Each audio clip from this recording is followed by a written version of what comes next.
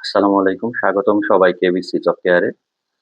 বাংলাদেশ বিদ্যুৎ উন্নয়ন বোর্ডের সাহায্যকারী পদের যে সাপ্তাহিক ছুটি আছে কিনা এই বিষয়টি অনেকেই জানতে চাচ্ছেন। তাদের মানে জিজ্ঞাসার প্রেক্ষিতে এই টপিকস নিয়ে আলোচনা করা। দেখুন, বিদ্যুৎ যেহেতু একটা ডেডিকেটেড জব, ঠিক আছে? আ এটা মানুষের একটা মৌলিক চাহিদার অংশবিশেষ হয়ে গেছে। সার্বক্ষণিক বিদ্যুৎ সরবরাহ ব্যবস্থা সচল রাখাই কিন্তু বিদ্যুৎ কর্মীদের একটা কাজ আরকি। সেই হিসাবে এই সাহায্যকারী পদে এটা ৩ টা শিফটে ডিউটি করতে হয়।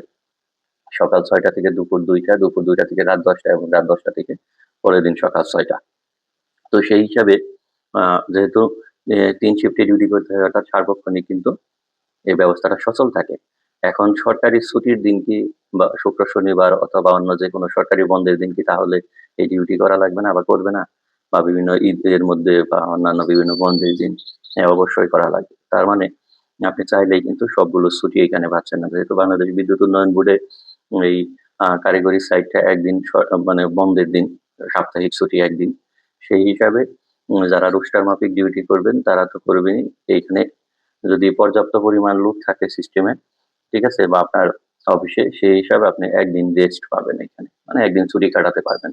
আর যদি পর্যাপ্ত লোক না থাকে আপনাকে ডিউটি করতেই হয় তাহলে আপনি ফিজিক্যালি ছুটি পাবেন না। কিন্তু কাগজ কলমের ছুটি একদিন রেস্ট থাকবে। তার জন্য এক্সট্রা পারিশ্রমিক অর্থাৎ আর্থিক সুবিধা আপনি পাবেন, যেটাকে ওভারটাইম বলা হয়।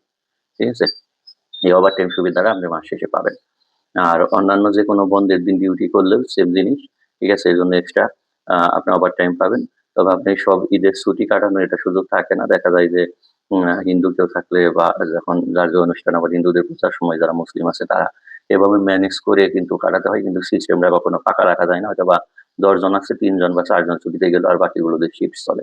এটা যদি মানে ঈদ বা অন্যান্য মানে ধর্মীয় কোনো অনুষ্ঠান হয় সেক্ষেত্রে।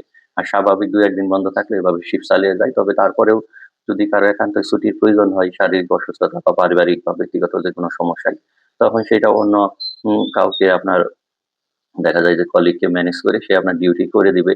অথবা অফিসের অফিসার বা দায়িত্বপ্রাপ্ত কর্মকর্তাকে বুঝিয়ে আপনার লাইনম্যান বা টিম লিডারের আ একটা অনুমতি নিয়ে তারপরে সেই ছুটি পাস করিয়ে সেই ছুটি একান্ত প্রয়োজন হলে সেটা বুক করা যায় আরকি। কারণ মানুষ যেহেতু ছুটি তো অবশ্যই তার দরকার আছে।